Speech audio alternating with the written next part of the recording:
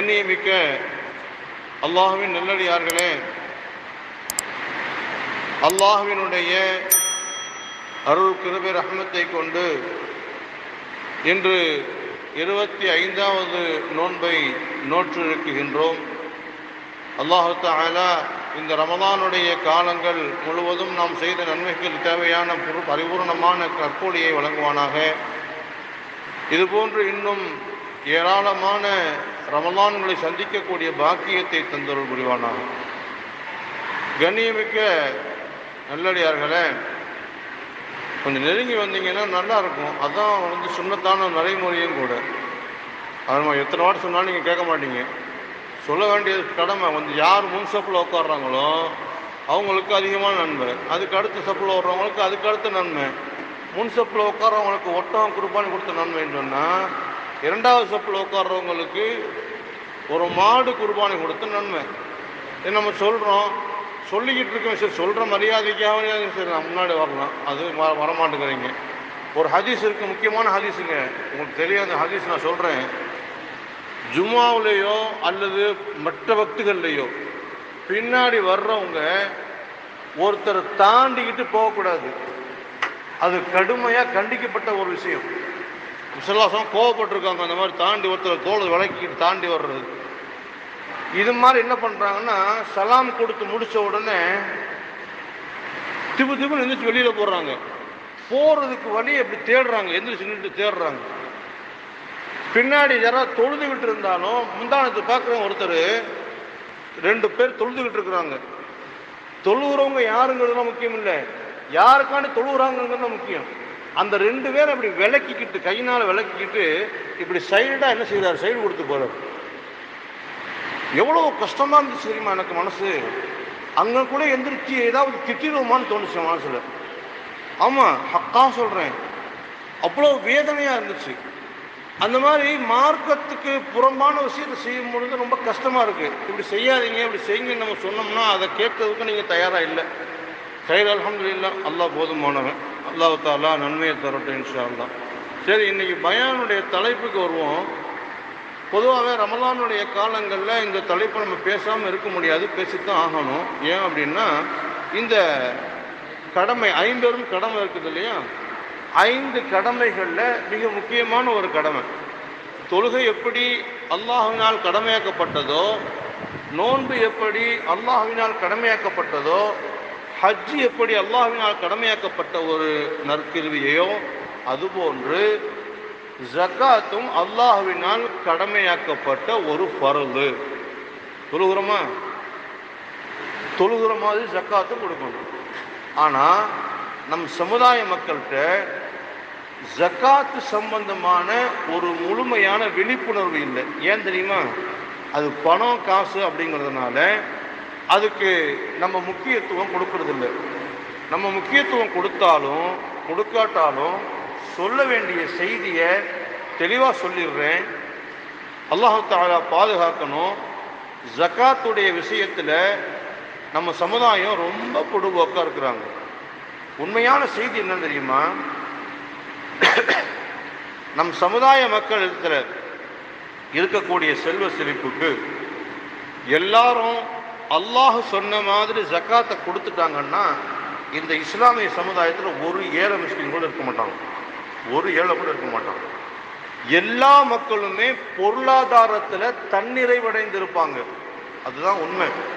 அதுக்கு தான் அல்லாஹ் தஆலா ஜக்காத்தை கடமையாக்கி இருக்கிறான்.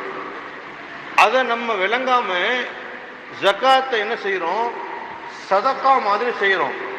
கொஞ்சம் சதக்காவை நோன்புல செஞ்சுட்டு ஜக்காத்தை நம்ம நிறைவேற்றிட்டோம் அப்படின்னு நம்மளை நாமளே செஞ்சுக்கிறோம், சமாதானப்படுத்திக்கிறோம். ஜக்காத்தினுடைய முழு விவரத்தை இன்ஷா அல்லாஹ் நம்ம பார்ப்போம். எப்போவுமே நம்ம அது சொல்கிற விஷயம்தான். அன்பானவர்களே, குர்ஆன் ஷரீஃபில் 27 இடங்களில் தொழுகையோடு சேர்த்து ஜக்காத்தை பற்றி அல்லாஹ் சொல்கிறான். குர்ஆன் ஆரம்பிக்கும் போதே சொல்லுவான். குர்ஆன் ஆரம்பிக்கும், அலிஃப் லாம் மீம் தாலிகல் கிதாபு லா ரைப ஃபீஹி ஹுதல் லில் முத்தகீன் அல்லதீன யுமினூன பில் கைபி வ யுகீமூன ஸலாத்த வ மிம்மா ரஸக்னாஹும் யுன்ஃபிகூன். தொழுகையை பற்றி எங்கெல்லாம் அல்லாஹ் தஆலா சொல்கிறானோ அங்கெல்லாம் ஜக்காத்தை பற்றி சொல்லிடுவோம். அகீமு ஸலாத்த வஆத்தவு ஸகாத், தொழுகையை நிலைநாட்டுங்க, ஜக்காத்தை கொடுங்க. தொழுகையை போன்று ஒரு முக்கிய கடமை அப்படிங்கிறத அல்லாஹ் தஆலா இந்த குர்ஆன் வசனங்களின் மூலமாக நமக்கு சொல்லித் தர்றோம். அன்பானவர்களே, பெருமானார் ஸல்லல்லாஹு அலைஹி வஸல்லம் சொல்லுவாங்க, ஹஸ்ஸினு அம்வாலக்கும் பி ஸகாத்தின், ஜக்காத்தை நிறைவேற்றுவதை கொண்டு உங்களுடைய பொருளாதாரத்தை சுத்தப்படுத்திக்கிறீங்க. உங்களுக்கு ஜக்காத், இப்போ உதாரணமாக ஜக்காத் கொடுக்குற அளவுக்கு ஒருத்தருக்கு வசதி இருக்குன்னு வைங்களேன், தூக்கம் வருதா தம்பி? ஜக்காத் கொடுக்குற அளவுக்கு வசதி இருக்குன்னு வைங்களேன், அப்போ அவர் என்ன செய்யணும்னா அந்த ஜக்காத்தை கொடுத்துடணும். அதை கொடுத்துட்டாருன்னா, உதாரணமாக ஒரு எக்ஸாம்பிள் சொல்கிறேன், ஒரு 1000 ரூபா அவர்கிட்ட இருக்குது. ஜக்காத்தினுடைய அளவு என்னங்கிறது பின்னாடி சொல்லுவேன், ஒரு உதாரணத்துக்கு சொல்கிறேன். ஒரு 1000 ரூபா அவர்கிட்ட இருக்குது. அதுக்கு எவ்வளவு ஜக்காத் கொடுக்கணும்? 25 ரூபா, 2.5%, 2.5% என்ன செய்யணும்? ஜக்காத் கொடுக்கணும். அப்படி கொடுத்துட்டாருன்னு சொன்னால் மீது இருக்கக்கூடிய 975 ரூபா பரிசுத்தமாயிரும். அப்படி இல்லைன்னு சொன்னால் அந்த 1000ம் பாதுகாப்பு கிடையாது, பாதுகாப்பு கிடையாது. அதாவது பாதுகாப்பு கொடுக்க மாட்டான். அது எப்படி போயிரும் சொன்னால், 1000 ரூபான்னு சொன்னால் தான் கொஞ்சம் வலிக்காது, மொத்த சொத்துக்கு சொன்னால் வலிக்கும். அதனால தான் 1000 ரூபாங்கிற சொல்கிறேன். அது என்ன ஆயிரும் சொன்னால், அவருக்கு ஒன்று அது மிகப்பெரிய கேடு விளைவிக்கும். கேடு விளைவிக்கும்னு அர்த்தம், அந்த காசு மனம் கஷ்டப்படுற அளவுக்கு அது போயிடும். அது அவ்வளோ சொல்லுவேன், நீங்கள் விளக்கம் புரிஞ்சுக்கிறீங்க. அன்பான பெருமக்களே, பெருமாள் சொன்னாங்க, ஹசினு அம்வாலக்கும் பி ஸகாத்தின், ஜக்காத்தை கொண்டு உங்களுடைய பொருள்களை பரிசுத்தப்படுத்திக் கொள்ளுங்கள். வதாஉ மர்லாக்கும் பி ஸதகா, ஸதகாவை கொண்டு உங்களுடைய நோய்களுக்கு ஷிஃபா தேடிக்கொள்ளுங்கள். நமக்கு நோய் வந்துருச்சுன்னு சொன்னால் அதுக்கு சதக்கா கொடுத்து நம்ம என்ன செஞ்சுக்கிட்டோம்னா, ஜக்காத்தையும் சதக்காவையும் ஒன்றா போட்டு குழம்பு வச்சுருக்கோம். சதக்கா வேற, ஜக்காத்து வேற, 8 ரக்காயத்து வேற, தராவியா வேற. நான் சொன்னேன் இல்லையா, அந்த மாதிரி ஜக்காத்து வேற, சதக்கா வேற, அப்படித்தானே? அப்போ பெருமாள் சொன்னாங்க, அடுத்து பலா முசீபத்தை வந்து செஞ்சோம்னா துவாவை கொண்டு உங்களுடைய பலா முசீபத்தை நீக்கிடுங்க. இதில் நம்மளுடைய விஷயம் என்னென்னா, ஜக்காத்து கொடுத்தா தான் நம்மளுடைய பொருள் என்ன செய்யும்? பரிசுத்தமாகும். அன்பான பெருமக்களே, எல்லா வணக்கங்களுக்கும் அல்லாஹ் தஆலா ஒரு விதிமுறையை வச்சிருக்கிறான். விதிமுறைன்னு சொன்னால் சலுகை. எப்படி சலுகை? நீங்கள் தொழுகுங்க, தொழுதான் ஆகணும். தொழுகாமல் இருக்கிறதுக்கு எந்த மூமினுக்கும் முஸ்லிமுக்கும் வாழ்க்கையில் என்ன இல்லை, இடமே இல்லை. எந்த சூழ்நிலையாக இருந்தாலும் தொழுதான் ஆகணும். சல்லி தாயிமன் எப்போ சொல்கிற ஹதீஸ் தான். தொழுகு, நின்றவனாக தொழுகு. பயில்லம் தஸ்தத்தில், உன்னால் நின்று தொழுக முடியலன்னா சலுகை. காயிதன், உட்கார்ந்து தொழுகு. பயில்லம் தஸ்தத்தில், உட்கார்ந்து தொழுக முடியல உன்னால, சலுகை. ஃபாலா ஜம்புன், படுத்துக்கிட்டு தொழுகு, படுத்துக்கிட்டு தொழுகு. ஆக ஒரு கடமையாக்கிட்டு அதுக்கு சலுகையை கொடுத்துருக்குறான். ரமலான் நோன்பு வைக்க சொன்னானா, ரமலான் நோன்பு வைக்க சொன்னானே, அதுலேயும் அல்லாஹ் சலுகை கொடுத்துருக்கான். எப்படி? அவ் அலா சஃபரின் அவ் அலா மரீலின் ஃபஇத்தத்துன் ஐயாமின் உஹர். நீ நோன்பு வைக்க முடியாத அளவுக்கு நோயாகி போயிடுச்சு, உன்னால் முடியல, வயதுகம், உன்னுடைய நோய் கடுமையினால நோன்பு வைக்க முடியல, அப்படியா? நோன்பு காலம் முடிஞ்சு உன்னுடைய நோயெல்லாம் குணமாயிருச்சுன்னு சொன்னால் அதுக்கப்புறம் நீ என்ன செஞ்சுக்க? நோன்பு வச்சுக்க, சலுகை. இல்லை நான் பிரயாணம் போகிறேன், நீண்ட தூர பிரயாணம், அந்த பிரயாணத்தில் நோன்பு வைக்க முடியலையா? இன்னைக்கு அதெல்லாம் கிடையாது. அப்போ உள்ள பிரயாணங்கள் அப்போ சொல்லப்பட்டுச்சு. இன்னைக்கு அல்ஹம்துலில்லாஹ் இலகுவான பிரயாணம் தான் எல்லாம் நம்ம கொடுத்துருக்குறோம். இப்படிங்கிறதுக்குள்ளே சிங்கப்பூர் போயிடுறோம், இப்படிங்கிறதுக்குள்ளே மலேசியா போயிடுறோம், துபாய் போயிடுறோம். ஃப்ளைட்டில் போகிறதுக்கு நம்ம கஷ்டமா? ஒரு கஷ்டமும் இல்லை. நோன்பு வைக்கிறது ஆனால் சலுகை கொடுக்குறான் தான். எப்படி? நோன்பு என்ன செஞ்சிடலாம், விழலாம், மற்ற நாட்களில் என்ன செஞ்சிடலாம். இப்போ வயோதிகமானவங்க இருப்பாங்க, குடு வயசாயிருச்சு, அவங்களாம் என்ன செய்ய முடியாது, நோன்பு வைக்க முடியாது, குழந்தை மாதிரி ஆயிடுவாங்க. அவங்களுக்கு என்ன சலுகைன்னு சொன்னால் ஃபிதியா கொடுக்கலாம். என்ன கொடுக்கலாம்? ஃபிதியா. பாயமம் ஃபிதியத்து தாவ முஸ்கின், ஏழைகளுக்கு உணவு கொடுக்கணும் அப்படின்னு. யாருக்கு? நோன்பே வைக்க முடியாது, கலா செய்யவும் முடியாது. அவங்களுக்கு என்ன சலுகைண்டா, ஏழைகளுக்கு ஒரு நோன்புக்கு பகரமாக ஒரு மிஸ்கினுக்கு சாப்பாடு கொடுத்தா போதும். எவ்வளோ சாப்பாடு கொடுக்க முடியல அப்படின்னு சொன்னான். மதுகவுக்கு சொல்லப்பட்ட விஷயம்படி 600 கிராம் அரிசி கொடுக்கணும் ஒரு ஆளுக்கு. இன்றைக்கி 600 கிராம் நீங்கள் கடையில் வாங்கினீங்கன்னு சொன்னால் மிஞ்சி மிஞ்சி போச்சுன்னா ஒரு 50 ரூபாய்க்குள்ளே தான் வரும், அவ்வளோவா பெருசாக வந்துடாது. சரி, ஒரு 100 ரூபாய் வைங்களேன், ஒரு 100 ரூபாய் வைங்களேன். ஒரு நாளைக்கு நோன்பு வைக்கலன்னா வயசானவங்க, நோன்பு வைக்க இயலாதவங்க ஒரு நாளைக்கு 100 ரூபா கணக்கு பண்ணி 30 நாளைக்கு ஒரு 3000 ரூபாயை கொடுத்துட்டா அவர் நோன்பு வச்ச கடமை நீங்கிருச்சு. சலுகை ஹஜ் இருக்குல்ல, ஹஜ்ஜுடைய சலுகை என்ன தெரியுமா?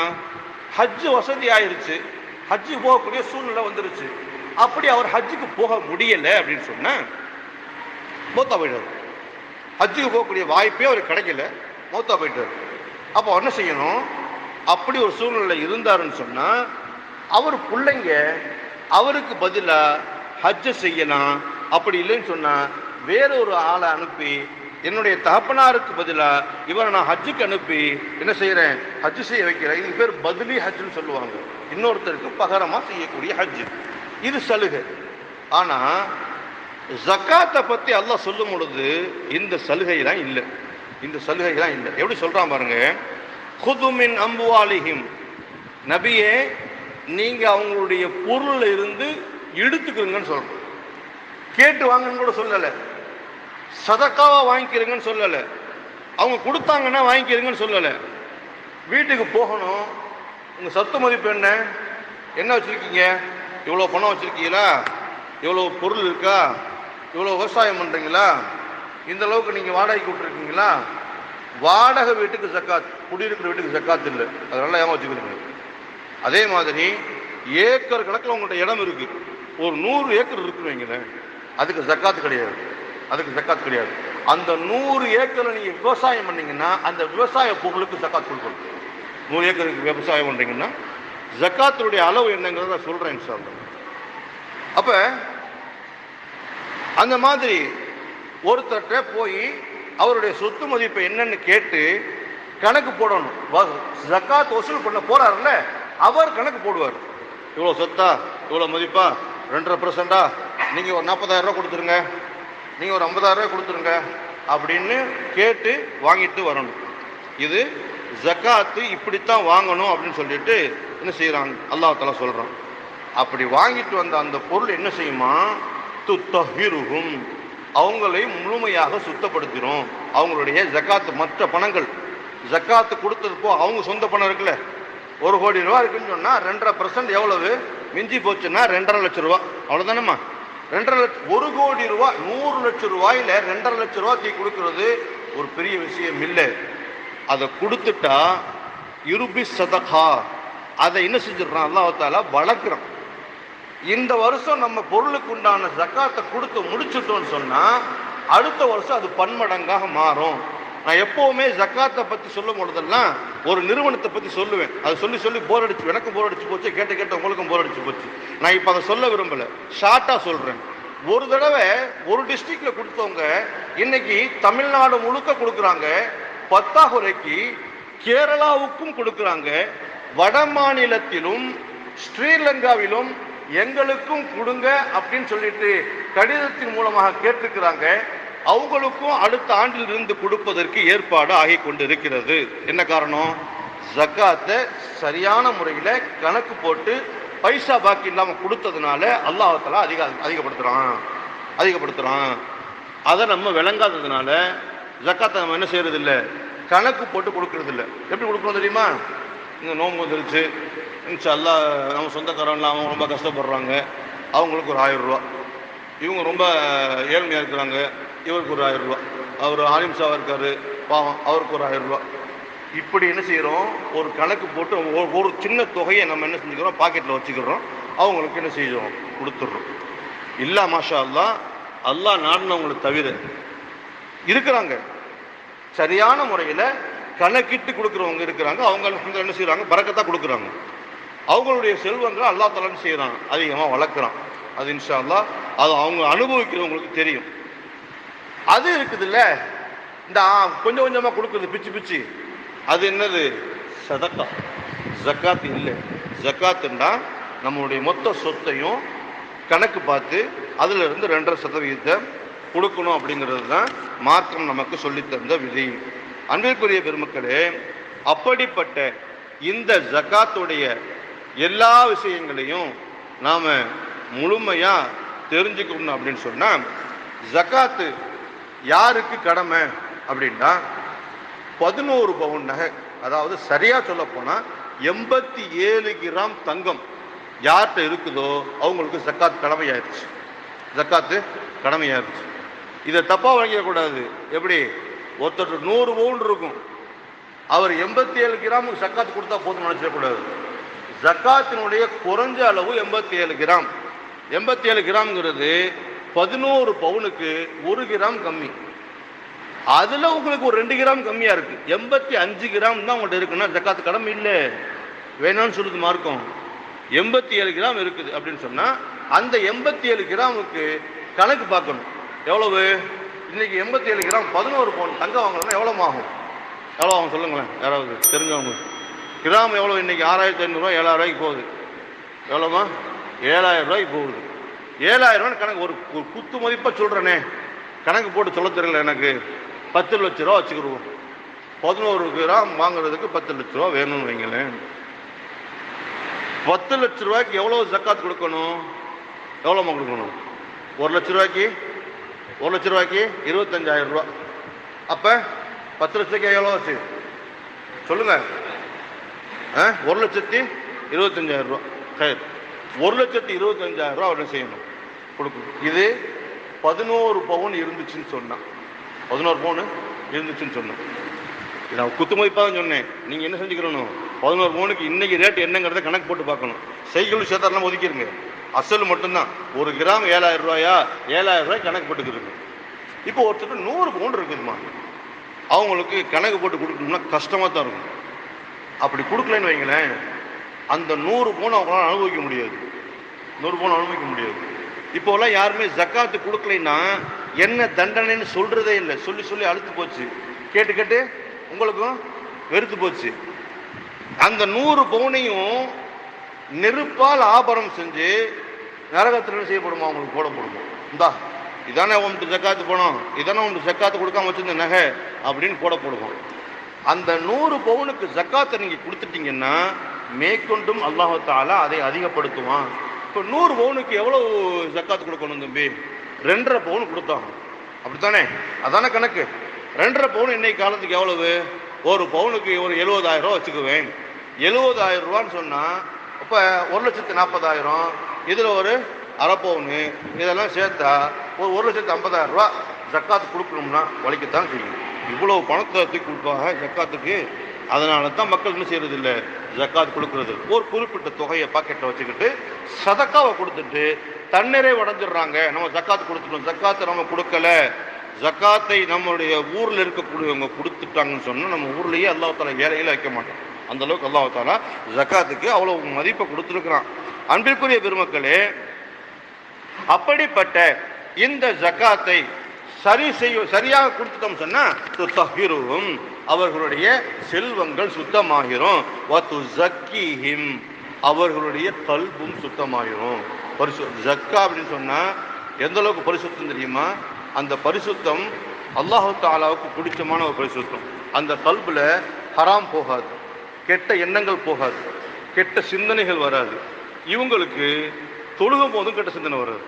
யாருக்கு? யாருக்குமா? ஜக்காத்தை கரெக்டாக கொடுத்தவங்களுக்கு தொழுகும் போது கெட்ட சிந்தனை வராது. ஒருத்தருக்கு ஜக்காத்தே கடமை இல்லை, அவருக்கு மட்டும் ஏன் வருது அப்படிலாம் சுருக்கமாக கேட்கக்கூடாது. அல்லாஹ் சொல்கிற விஷயத்தை அவங்களுக்கு சொல்லிக்கிட்டு இருக்கு. இப்போ ஜக்கிஹின்னா அவங்களுடைய கல்வி அல்லாஹ் தஆலா என்ன செஞ்சிடறான்? சுத்தப்படுத்திடுறான். சகனலஹும், அவங்களுடைய வாழ்க்கை அமைதியாக இருக்குது, அமைதியாக இருக்குது. வல்லாஹு ஸமீஉன் அலீம், அல்லாஹ் மிகப்பெரிய கண்ணியத்துக்குரியவன் அப்படின்னு சொல்லிட்டு அல்லாஹ் தஆலா அந்த ஆயத்தை முடிக்கிறோம். அன்பிற்குரிய பெருமக்களே, ஜக்காத்துடைய விஷயத்துல நாம எதுக்கெல்லாம் ஜக்காத்து கொடுக்கணும் அப்படிங்கிறத தெரிஞ்சுக்கிறோம்.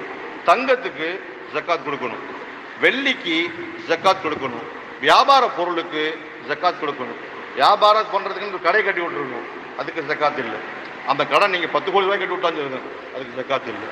அந்த 10 கோடி ரூபாய் கடையில 100 கோடி ரூபாய் பொருள் வச்சிருக்கீங்க, ஒரு பெரிய சூப்பர் மார்க்கெட்டு அல்லது சாதாரண ஒரு சின்ன சூப்பர் மார்க்கெட்டு. அந்த சூப்பர் மார்க்கெட்டில் எவ்வளவு பொருள் வச்சிருக்கீங்களோ அந்த பொருளுக்கு ஜக்காத் கொடுக்கணும். ஏன்? அது வியாபார பொருள், அதில் நீங்க வருமானம் ஈட்டுறீங்க. அடுத்த விஷயம், ஒருத்தர் நகை வச்சிருக்கிறாரு, 2000 பவுன் ஒரு நகை வச்சு வித்துக்கிட்டு இருக்காருன்னு சொன்னா அந்த நகைக்கு அவர் ஜக்காத் கொடுக்கணும். இல்லைன்னா அது பூரா என்ன ஆயிரும்? அசுத்தமாயிரும் அப்படின்னு நான் சொல்லலை, மார்க்கம் சொல்றது. சரியா? அப்ப தங்கத்துக்கு ஜக்காத் கொடுக்கணும். ஜக்காத்தினுடைய அளவை மார்க்கம் எதுல கணக்கு பண்றாங்கன்னு தெரியுமா? தங்கத்துல கணக்கு பண்ணல. தங்கத்துல கணக்கு பண்ணா எல்லாரும் ஜக்காத் கொடுக்க முடியாது, அப்படித்தானே?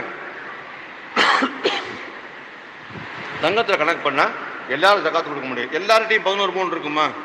11 பவுன்லாம் எப்படி இருக்கும்னு பார்த்தது கூட கிடையாது, நிறைய பேர் இருக்கும் இல்லையா? அவங்களுக்குலாம் ஜக்காத்து கடமை இல்லைங்கிற மாதிரி ஆயிடும். மார்க்கம் ஜக்காத்தை எதுல கடமையாக்குதுன்னா வெள்ளியில தான் கடமையாக்குது. அதாவது 612 கிராம், மக்களே நல்லா விளங்கிக்கிறங்க, 612 கிராம் வெள்ளி வாங்கக்கூடிய அளவுக்கு வெள்ளி இருந்தாலும், இப்போ யாரும் வெள்ளி பொருள்லாம் வீட்டில் வச்சுக்கிறது இல்லை. அதுவும் 1/2 கிலோ 1 கிலோ வெள்ளியெல்லாம் யாரும் வீட்டில் வச்சுக்கிறது இல்லை. 2 கொலுசு வாங்குவாங்க, 2 கைச்சி. நம்ம எல்லாம் டெஸ்ட்டாக நீங்கள் எல்லாம் சீரிய கை செயின் போடுறீங்க, ஏன்னா சுண்ணத்தில், ஏமா சுண்ணத்து தானே, அப்படித்தானே? கழுத்தில் தாலி மாதிரி ஒரு சங்கிலி ஒன்று போட்டுக்கிறீங்க வெள்ளியில். இதெல்லாம் கணக்கு பண்ணால் 612 கிராம்லாம் வராது. வருமா? வராது. ஆனால் 612 கிராம் வெள்ளி வாங்குற அளவுக்கு உங்கள்கிட்ட காசு இருக்கு. இப்போ வெள்ளியினுடைய விலை என்னம்மா யாருக்காவது தெரியுமா? வெள்ளி விலை என்ன? 1 கிராம் எவ்வளோம்மா? 70 ரூபாயா? 1 கிராம் வெள்ளி 70 ரூபா இல்லையா? 612 கிராம் வெள்ளி எவ்வளவு? சரி, கணக்கு போட்ட சொல்ல தெரியல, ஒரு குத்து மதிப்பாக சொல்கிறேன், ஒரு 50,000 ரூபா வச்சுக்கிடுவோமே. 50,000 ரூபா உங்கள் கையில் இருந்துச்சுன்னு சொன்னால் உங்கள் மீது ஜக்காத்து கடமை. ஏன்?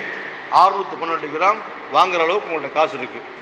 அந்த காசு, தம்பி பயான கவனிங்க, பேசுறத நம்ம அப்புறம் பேசிக்கிறோம். அந்த ஜக்காத்து எப்ப கடமை தெரியுமா? அந்த 612 கிராம் வெள்ளி வாங்கும் போது வாங்கக்கூடிய அளவுக்கு பணம் இன்னைக்கு டேட்டுக்கு உங்க கையில் இருக்கு. 50,000 ரூபா உங்க பாக்கெட்ல இன்னைக்கு இருக்கு. அந்த 50,000 ரூபா எந்த செலவும் ஆகாம அப்படியே பேக்ல இருக்கு, அல்லது சேமிப்புல இருக்கு, அல்லது வீட்டு பீரோல இருக்கு. இன்னைக்கு அந்த அளவுக்கு கூட வீட்டு பீரோல வைக்க முடியாது, ரொம்ப மோசமான சூழ்நிலை இன்னைக்கு நம்ம இருக்கிறோம். அந்த பணம் அடுத்த வருஷம் இதே தேதி வரைக்கும் அந்த பணம் உங்கள்கிட்ட இருந்துச்சுன்னா அந்த பணத்துக்கு தான் ஜக்காத் கொடுக்கணும். அந்த பணத்துக்கு தான் ஜக்காத் கொடுக்கணும். ஒரு 5 லட்ச ரூபா நீங்கள் டெபாசிட் பண்ணி வச்சிருக்கிறீங்க, ஃபிக்ஸட் டெபாசிட். அந்த 5 லட்ச ரூபா ஃபிக்ஸட் டெபாசிட் எவ்வளவு? என்னது? ஒரு 10 வருஷம் ஃபிக்ஸடு. 10 வருஷம் கழிச்சு தான் அதை எடுப்பீங்க. அதுக்கு எக்ஸ்ட்ரா என்ன வரதுக்குலாம் இங்கே கணக்கு இல்லை. நீங்கள் போட்டிருக்கீங்களா அந்த ஃபிக்ஸடுக்கு 5 லட்ச ரூபா, அந்த 5 லட்ச ரூபாய் வருஷம் நீங்கள் ஜக்காத் கொடுத்துக்கிட்டே இருக்கணும். இப்போ இன்னொன்று தெரிஞ்சுக்கிறோங்க, இப்போ இன்னைக்கு நம்ம கையில் 612 கிராம் நகை வெள்ளி வாங்குறது காசு இருக்குது. அந்த காசு ஒரு வருஷம் பூர்த்தி ஆனதானே ஜக்காத் கொடுக்கணும். ஒரு வருஷம் பூர்த்தி ஆகிறதுக்கு 1 மாதம் இருக்கும்போது செலவு வந்துருச்சு. ஏதோ ஒன்று ஸ்கூலில் சேர்த்தீங்களோ, அல்லது வேற ஏதோ ஃபீஸ் கட்டினீங்களோ, அல்லது ஏதாவது வாகனம் வாங்கினீங்களோ, செலவாயிடுச்சு. அதுக்கு ஜக்காத் இல்லை, மார்க் அதை வேணான்னு சொல்லுது. உன் கையில் சும்மா இருந்தால் மட்டும்தான் அதுக்கு ஜக்காத்து. அப்போ இது கஷ்டமா? ஏன் ஜக்காத்து கொடுக்க சொல்கிறான்? உங்ககிட்ட இருக்கக்கூடிய பொருள் சுத்தமாகணும், அது இன்னும் அதிகமாகணும். இதுதான் கான்செப்ட். இதை இன்னும் அதிகமானதுனா நீ அடுத்த வருஷம் கொடுப்ப. அப்படி கொடுத்தா தானே ஏழைகள் என்ன செய்வாங்க? சந்தோஷமா இருக்கிறாங்க. ஏன் அல்லாஹ் தஆலா அந்த மாதிரி ஜக்காத்தை போய் புடுங்கிட்டு வாங்குங்கிறான்? அவங்கள்ட்ட போய் அப்பிக்கிட்டு வாங்கன்னு சொல்றான். அது உங்க பணம் இல்லைங்க, அல்லாஹ்வுடைய பணம். மாத்திரம் இல்லை, அது ஏழைகளுக்கு போய் சேர வேண்டிய பணம். அது அல்லாஹ்வே அப்படி சொல்றான், போய் வாங்கிட்டு ஏழைகள்கிட்ட கொடுங்கன்னு சொல்றான். ஜக்காத்து சம்பந்தமா நிறைய விஷயங்கள் இருக்குது, பேசணும். அது இன்னைக்கு நோன்பு வச்சிருக்கிறதுனால அதிகமாக என்ன செய்ய முடியல, ஒரு ஜோஷா பேச முடியல, சுவாரஸ்யமாகவும் பேச முடியல, ஒரு மைலாக போய்கிட்டு இருக்கு. அல்ஹம்துலில்லாஹ். சொல்ல வர விஷயம் என்னென்னா, சொல்றத நம்ம உள்வாங்கணும். முதல்ல மேக்சிமம் என்ன செஞ்சிடறோம், ரோம் உள்ள காலங்களில் ரொம்ப வயிறுலாம் காலியாக இருக்கா, கைட்டு தூங்குறது இல்லையா, பகல்லையும் தூங்க முடியலையா, இன்னைக்கு பள்ளிவாசல் அப்படி குழு குழு குழுன்னு இருக்கா, கார்பெட்லாம் எடுத்துட்டோமா, அந்த ஃபேன் காற்றுக்கு அதுக்கும் அப்படியே சொக்குன்னு என்ன செஞ்சிடறோம், தூங்கிடுறோம். தூங்கிட்டா என்ன ஆகுது, அஜத் என்ன சொன்னாருன்னு கவனிக்கிறது. அஜத் சொல்கிறத என்ன சொன்னாலும் கவனிக்கல. அப்புறமா அஜத்து என்கிட்ட ஒரு 15 பவுன் நகை இருக்குது, அதுக்கு எவ்வளோ ஜக்காத் கொடுக்கும்? ஆனால் அதைத்தான் ஜும்மாவை சொன்னேன். ஜும்மாவை சொல்லியிருப்பியே, இப்போவும் சொல்லுங்க. இது பயான சரியான முறையில் கவனிக்காமல் அது அல்ஹம்துலில்லாஹ் அல்லாஹ் தஆலா எல்லா மக்களுக்கும் அதை கொண்டு போய் சேர்க்கட்டும் இன்ஷா அல்லாஹ். அன்பிற்குரிய பெருமக்களே, அந்த ஜக்காத் 612 கிராம் தங்கம் வாங்குற அளவுக்கு காசு உங்கள்கிட்ட இருந்து ஒரு வருஷம் பூர்த்தியாக இருந்தால் ஜக்காத் கொடுக்கணும். அப்போ 612 கிராம் இருந்தால் அந்த 50,000 கொடுத்தா போதுமான 50,000 அதுக்கு மேற்கொண்டு எவ்வளோ வச்சிருக்கீங்களோ அவ்வளோக்கு நீங்கள் ஜக்காத் கொடுக்கணும். இது மார்க்கம் சொல்லித்தரக்கூடிய வழிமுறை. அடுத்ததாக ஜக்காத்து கொடுக்குறதுன்னு சொன்னால் கால்நடைகளுக்கு ஜக்காத் கொடுக்க சொல்ல மாட்டோம். கால்நடைகள்னா என்னது? சில பேர்கிட்ட ஆடு மாடு, வேறு என்ன கழுதையாக வாங்க போகிறோம், ஆடு மாடு தான் வாங்கி வச்சுருக்கோம். ஆடு மாடு ஜக்காத் கொடுக்குற சில பேர்கிட்ட மந்தையாக நிற்கும் பார்த்துருக்கீங்களா? 100 ஆடு, 150 ஆடு, 200 அரபிக்காரெல்லாம் பார்த்தீங்கன்னா 300-400 ஆடுலாம் வச்சு போய் பேச்சுக்கிட்டு இருப்பாங்க. அதுக்கு தான் இங்கேருந்து ஆள் எடுப்பாங்க. அப்போ அந்த அளவுக்கு பணம் இருந்து ஆடு மாடு இருந்துச்சுன்னு சொன்னால் அதுக்கு என்ன செய்யணும்? ஜக்காத் கொடுக்கணும். வியாபார பொருளுக்கு சொன்னேன்ல, அந்த வியாபார பொருளுக்கு ஜக்காத் கொடுக்கணும். உங்கள் கடையில் வியாபாரமே ஆகாமல் அந்த பணம் காசு அந்த பொருள் சும்மாவே இருந்தாலும் இன்னும் செஞ்சாகணும், ஜக்காத் கொடுத்தாகணும். அன்பிற்குரிய பெருமக்களே, அது மாதிரி விவசாய நிலத்துக்கு ஜக்காத் இல்லை. நிலத்துக்கு ஜக்காத் இல்லை. அது எத்தனை லட்சக்கணக்கில் என்ன ஹெக்டர் கணக்கில் கூட வச்சுக்கிறீங்க, அதுக்கு ஜக்காத் இல்லை. அதில் விவசாயம் பண்ணுறீங்க, என்ன விவசாயம் பண்ணாலும் அந்த விவசாய பொருள் அந்த 612 கிராம் தங்கம் வாங்கக்கூடிய அளவை விட, வெள்ளி வாங்கக்கூடிய அளவை விட அதிகமாக வருதுன்னு சொன்னால் அது எவ்வளோ வந்தாலும் அதை கணக்கிட்டு கண்ணியமான முறையில் ஜக்காத்தை கொடுத்தாகணும். அப்படி கொடுக்கக்கூடியவங்களுக்கு தான் அல்லாஹ் தஆலா அந்த பொருளுக்கு சேமிப்பு தந்து அந்த பொருளையும் அதிகப்படுத்தும். அல்ஹம்துலில்லாஹ். அல்லாஹ் தஆலா நம்முடைய 50 கடமைகளில் மிக முக்கிய கடமையான ஜக்காத்தை சரியான முறையில் கணக்கிட்டு பரிபூர்ணமாக கொடுப்பதற்கும், அதனுடைய அசுத்தமான பொருட்கள் எல்லாம் சுத்தமாகுவதற்கும், அதனுடைய வளர்ச்சி ஏற்படுவதற்கும் அல்லாஹ் சுப்ஹானஹு வ தஆலா நற்கிருபை ரஹ்மத்து செய்தருள் புரிவானாக. வ ஆகிரு தஅவானா அனில் ஹம்துலில்லாஹி ரப்பில் ஆலமீன். அஸ்ஸலாம்.